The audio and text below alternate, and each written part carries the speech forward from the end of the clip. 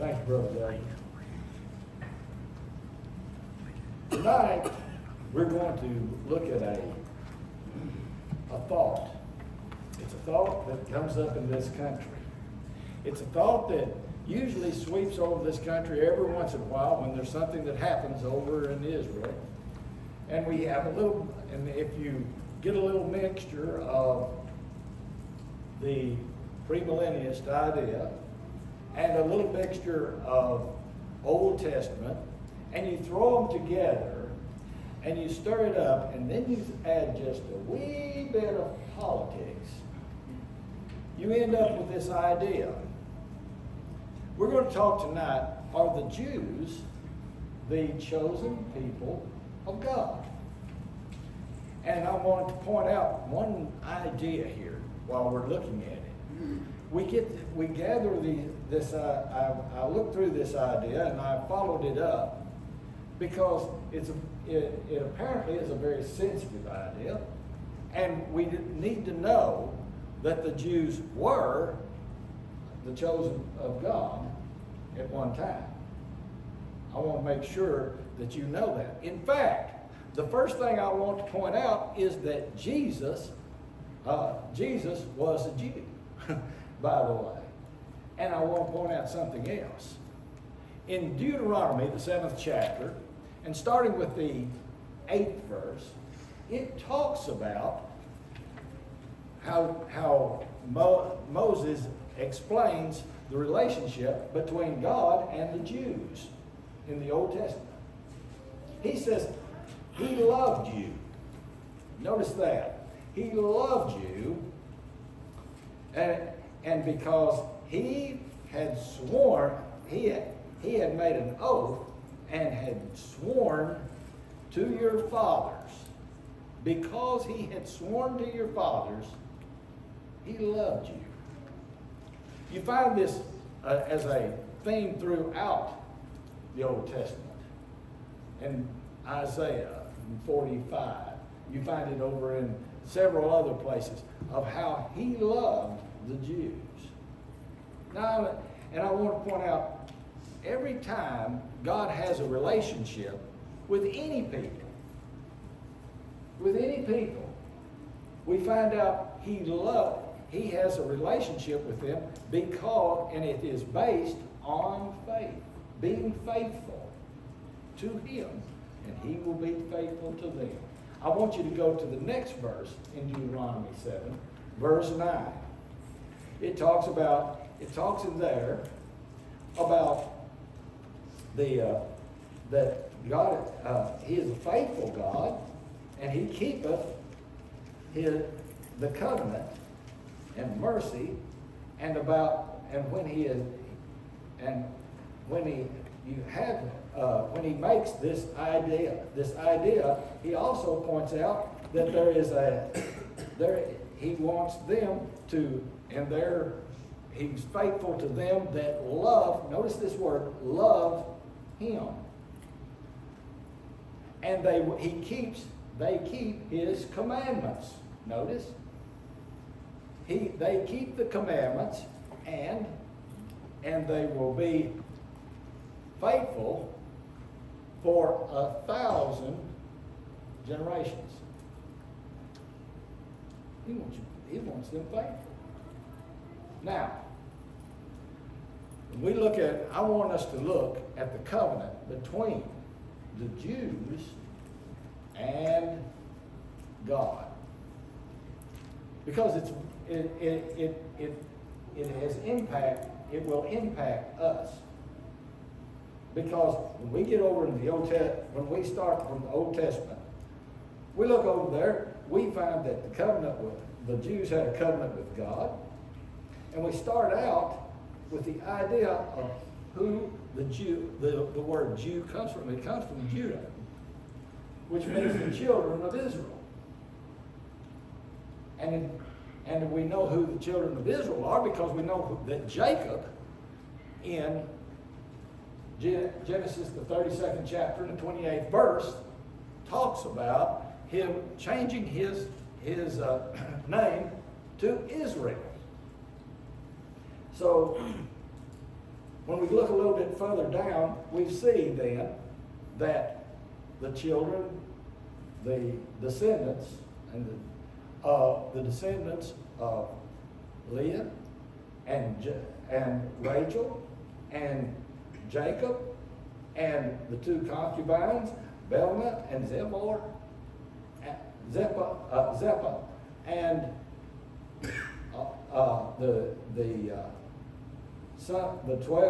the 12 sons and the daughter, 9. All of them, the descendants of them were the children of Israel. I'm setting a balance here to let us know exactly what we're talking about when we talk about the children of Israel. The next point I want to make is that they were a children that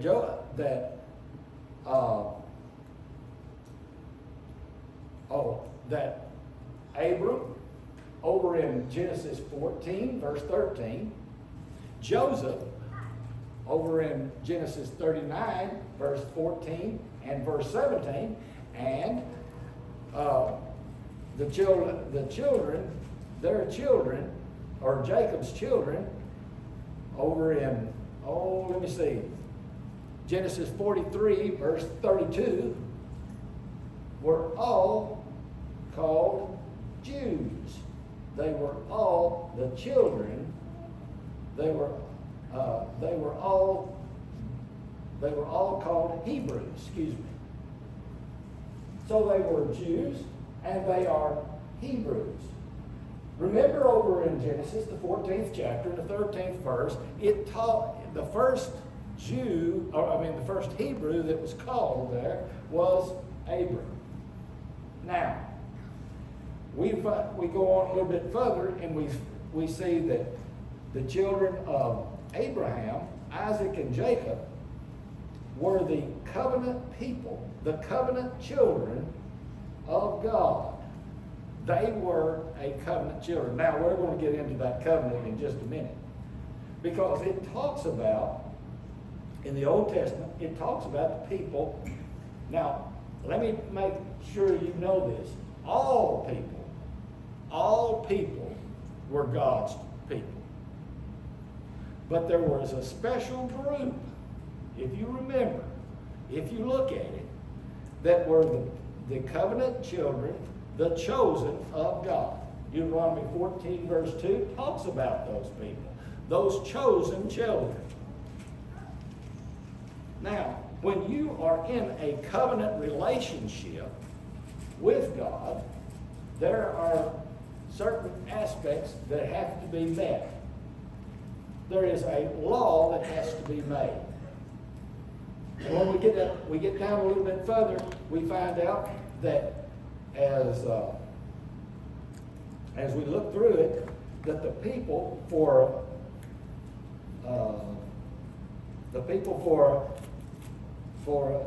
that before Christ was born, the covenant children were around. The covenant children of God were around for 1,700 years. That's a long time. Things were changed. Things were happening. And we know all about that when we read the Old Testament. But when we get a little bit further over, we need to find out something about Abram now. Because Abram left his country. When we look over in Genesis, the 12th chapter, starting in the first through the 3rd verse, it talks about God telling to Abram, take your children, take your house, take your wife, take your house, and all your possessions, and cross the river there, and then go the Euphrates River, and go to a place where I tell you. Now, he says, I'm going to tell you, I'm going to bless you greatly there, he says. And not only that, And then the last part of those verses, I believe in verse 3, it says, I will bless you, I will bless those that bless you, and I will curse those that curse you. Did he love the Jews? Yeah. He was making a covenant with him. And it talks about that covenant. It talks about that covenant with Moses, with Abraham, or Abram, nearly 4 times. It talks about, God repeats this covenant, and he continues to build on it all these 4 times.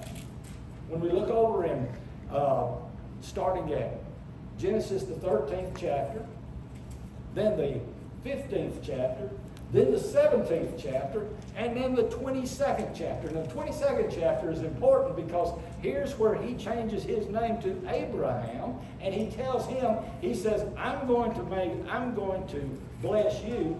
Your seed is going to bless the world. Your seed is going to bless all nations. We find out about that when we look over in Genesis, what that means. His seed means, because he obeyed his voice, he obeyed God's voice, the seed that he is talking about was Jesus Christ. That's in Galatians, the 3rd chapter, the 16th verse. Now the Jews took it a different way. They didn't interpret it that way for centuries. But here it points out that there was going to be a great blessing to those people. So when we go a little bit further, it talks about, we need to talk a little bit about a covenant, that covenant with him. And the covenant with Abraham going on toward the New Testament. I want to point out something right here. The Bible is all about covenants. God is always talking about covenants with man, with certain individuals, and with nations. And when he talks about these covenants, he makes real sure that they understand exactly what he is talking about. Now, when we look at covenant, the word covenant, it means to get together. It meant in the Jewish language, it means in Strong's Berea, and is used nearly 300 times in the Old and New Testament. We talk about that point where he says, I'm making a covenant with you, and I want to give you a little bit of a definition, because I want to tell you something. You can find a definition of covenant, and it's that long. But I'm going to take it down a little bit for you, because a covenant is a binding contract, if you're going to use the short verbs. But it goes a little bit further than that. Because once we talk about a binding contract, it also talks about them having nearly an adoption, the idea of an adoption to a family or a clan. It's an agreement between some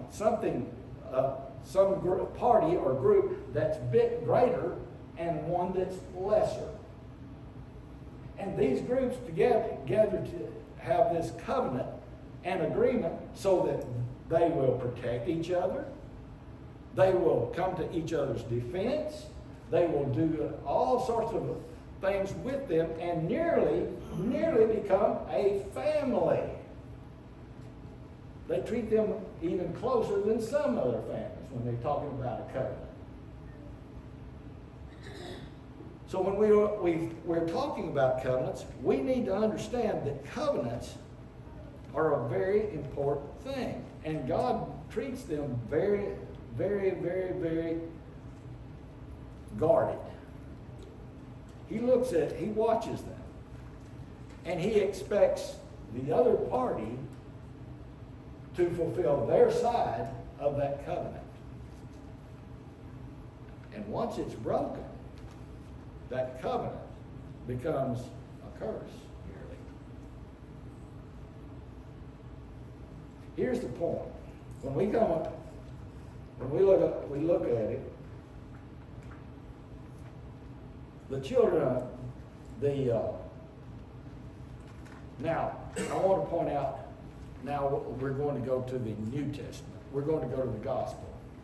Like I said, Jesus was a Jew. His mother was a Jew. His half brothers and half sisters were Jews. And they lived under Jewish law. We need to know that. For some reason, I don't know whatever happened to the idea, but some people just don't catch on that was what Matthew, Mark, Luke, and John was about. When he talked about he would fulfill the law over there in Matthew, the 5th chapter and the 17th verse, it meant specifically that he would not destroy it. He was not taking it away. He was bringing in a new law. Now, I want to tell you something about those. I want to tell you something about this covenant, and I don't know if I've said it yet, but I want to make sure you know it, because I've practiced it so many times I may not have. The word covenant here is a synonym or a testament means a synonym to a covenant. Now, what can I say there? I can say it's the new covenant and the old covenant, can't I? Because when we're talking about that agreement between God and man over there, we're talking about, right here in this part, the old covenant, because Jesus lived in the old covenant. He carried on the old covenant. And I want to make sure you understand that. He was born under the law in the fullness of time. Galatians 4, verse 4. He points out in there that he was, and I want to point out something else about Christ. Christ was born in Bethlehem and crucified in Jerusalem. Now, if you look, you're going to see in the life of Christ, in the earthly life of Christ here, you're going to see and except for Matthew, the 2nd chapter, his trip, his parents taking him to Egypt to hide him from Herod, Herod, we need to understand that he never went over 100 miles anywhere from his birthplace. No, he didn't. So, when we look through it in that idea, and I want to make sure that we understand that. Now, I want you to think a little bit, let's go a little bit further.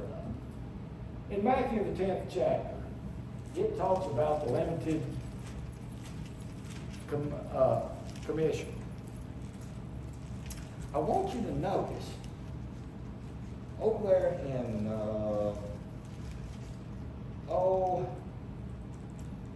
10 verses 5 and 6 verses.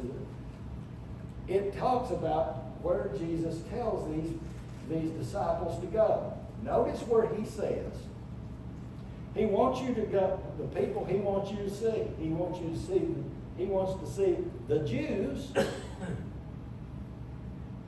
children of Israel, Israelites, whatever.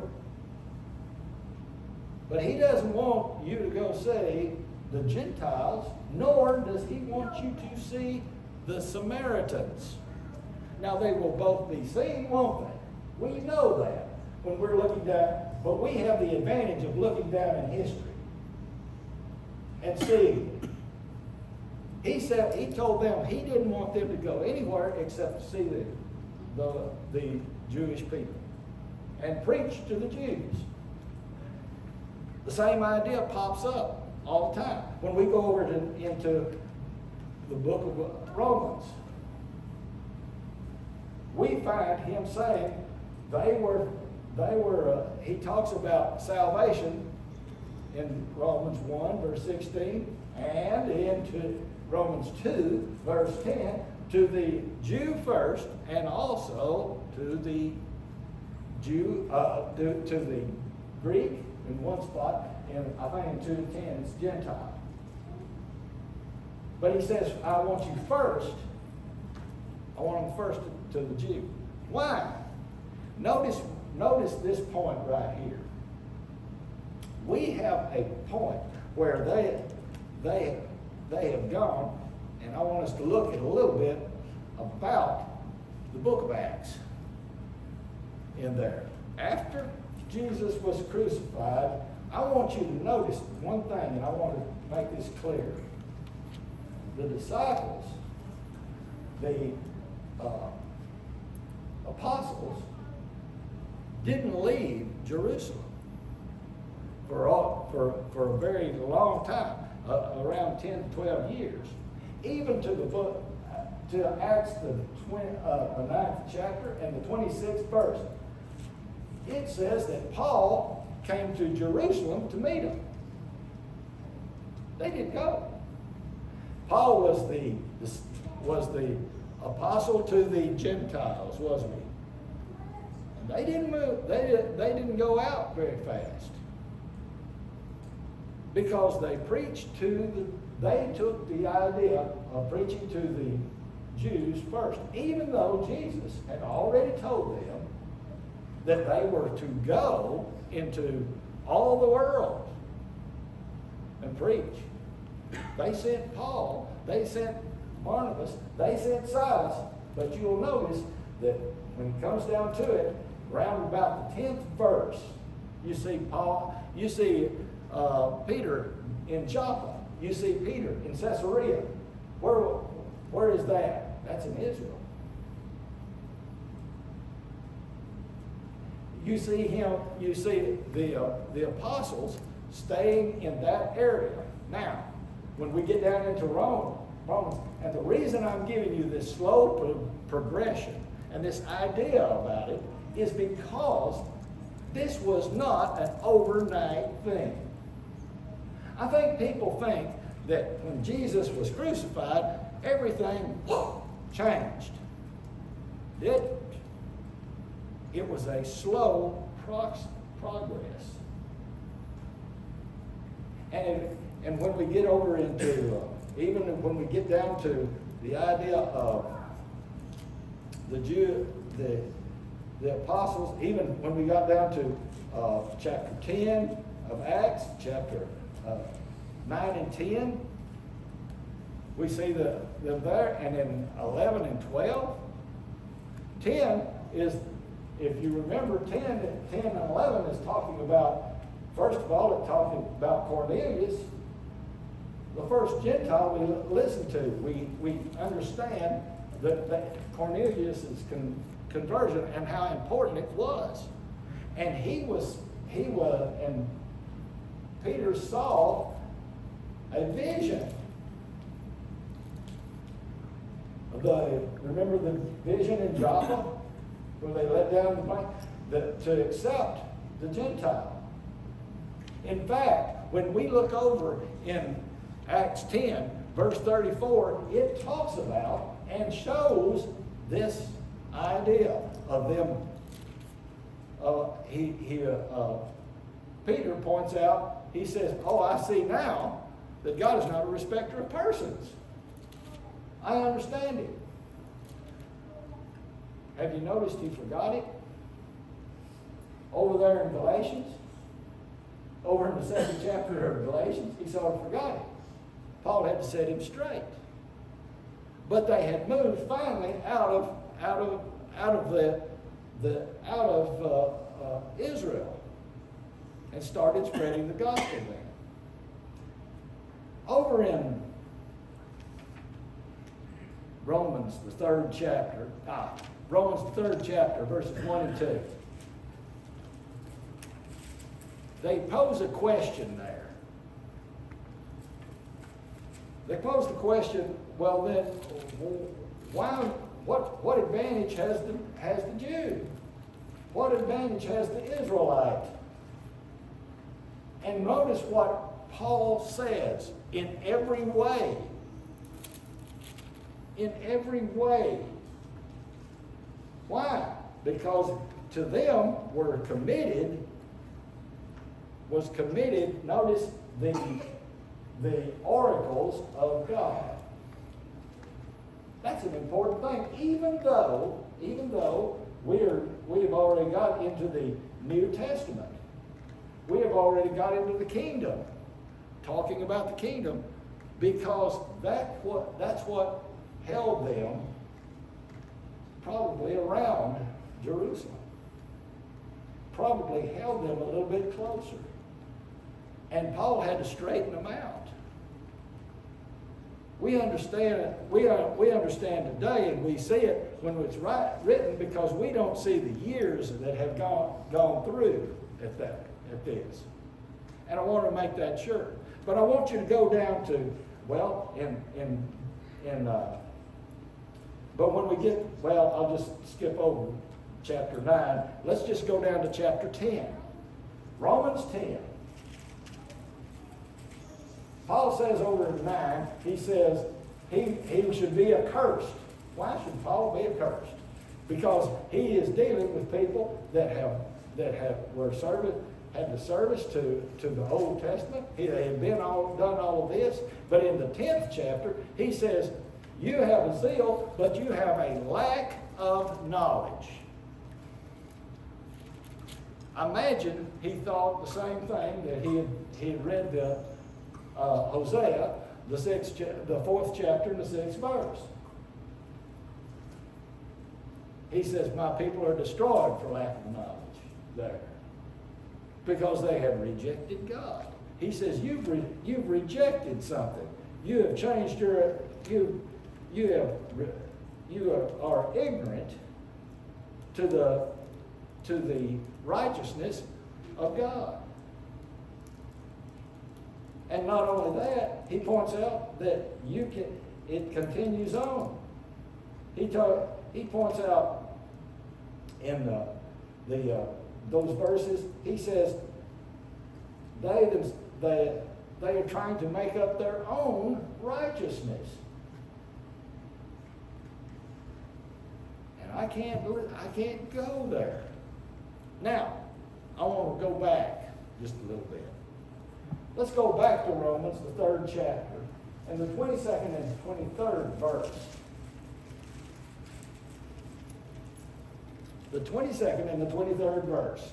He points out there, he says that they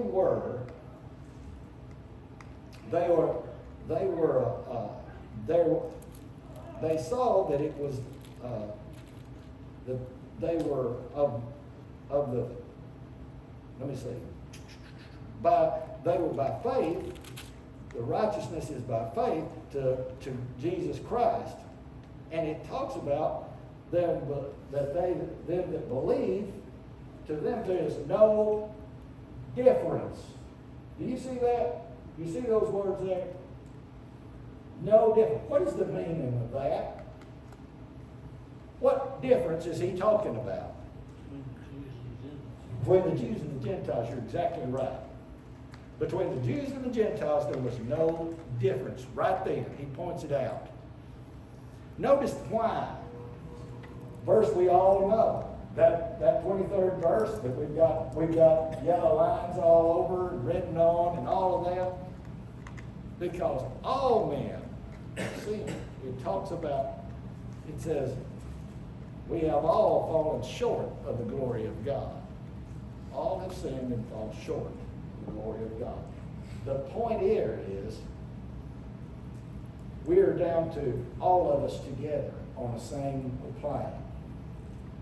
Notice it took that long for us to get there, to explain to the Jews that we were down to that point. So when we talk about somebody saying, those are God's people, well, yeah, they were. They were. And let me explain something else. When we get down to that point, this point here, we find out that there is no difference. Then we realize that God is no respecter of persons. And when we looked over in Romans 2 and verse 11, it says that also. That there is no respecter of persons. God has no respecter of persons. All things are level at the foot of the cross. What we usually say about that. Not only that, it points out this very idea. If there's no, then when we look over in, let me see, Galatians, the 3rd chapter, the 27th and 28th verse. He says that when we are baptized, we put on Christ. Why? Because there is no difference between us, he's saying there.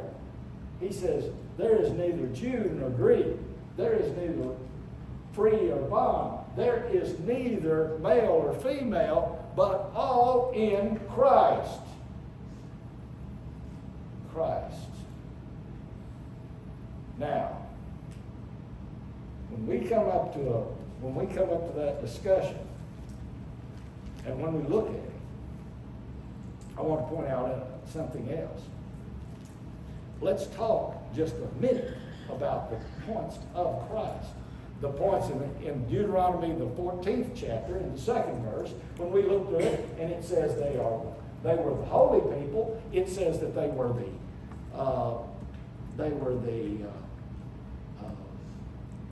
chosen people. They were the chosen people. It talks about them having a land. They were above all other kingdoms, it says in there, doesn't it? That's important.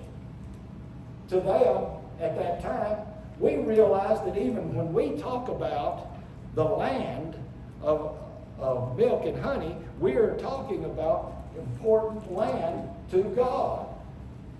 We remember over in Exodus, the 3rd chapter, that Moses had to take his sandals, take his shoes off. Why? Because he was walking on land that God was on. Right? We remember that. And everybody that remembers that little point right there has forgotten something else. When we look over in 1 Peter, the 3rd chapter, 1 Peter, the 2nd chapter, and 5 through 9, we find out we have a holy. We're a holy people. We're a chosen people. But we have a holy priesthood. Notice that. Why? Because we have better judgment and we have better promises. That's in Hebrews, the 8th chapter, the 6th verse. We have a better covenant. And in that very idea, we also, not only that, we have, I want to point out something else that you may not have thought of. We have a better temple. We have a temple not made with hands. Stephen lost his life in Acts 7 over that idea. And when we look over in Acts 17, when Jesus is talking, when Paul is speaking to those on Mars Hill, he says, I have a God that has a temple not made with hands. When I look over in 1 Corinthians, the 6th chapter, and the 19th and 20th verse, it says where his temple is. Our bodies. So when I go back to 1 Peter, the 2nd chapter, the 5th verse, it says that we are lively stones. We make up his temple. Notice that. Why would we go back to the beggarly elements of the law? Why would we do that? And by the way, what kind of land are we looking for? We're looking for the promised land, aren't we, brother? We're looking for that land that when we look over in Hebrews, the 11th chapter, and around the 16th verse, it talks about Abraham. He found that land, but he is looking for a new country. That is an heavenly. When I look over in Hebrews, the 12th chapter, and the 22nd verse, it talks about a heavenly Jerusalem. When I see that this old world is going to be burned up, when I look over in 2 Peter, the 3rd chapter, and the 10th verse, the 10th verse, it tells me that when he burns this land up, we are going to be in New Jerusalem. We're going to have a new heaven and a new earth. That old one will pass away. That land is gone. And by the way, it may have been a holy land then in the Old Testament, but it has changed. That changed, didn't it? What land are we looking for? We're not looking for any piece of real estate on this whole earth, are we? When we sing, here we are, but wandering pilgrims, what do we say? There's a better place. There's a better place.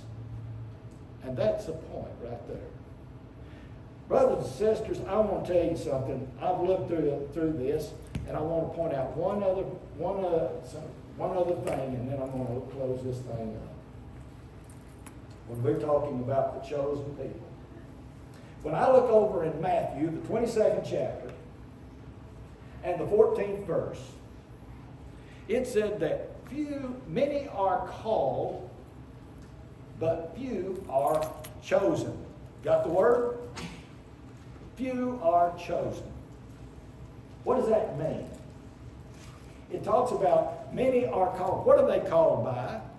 Over there in 2 Thessalonians, the 2nd chapter and the 14th verse, it says we're called by the gospel. Now the gospel calls us.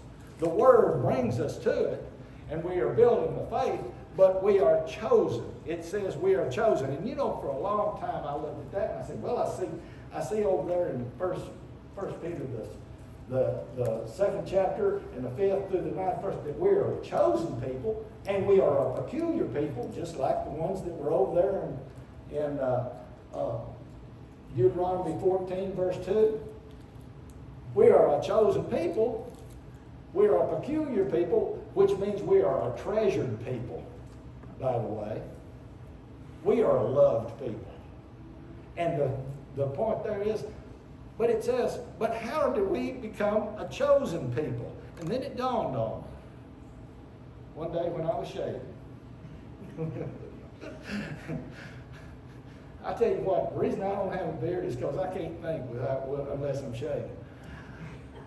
It's an interesting point, because I was sitting there and I was saying, well, why are we chosen? And then it dawned on me, and here it is.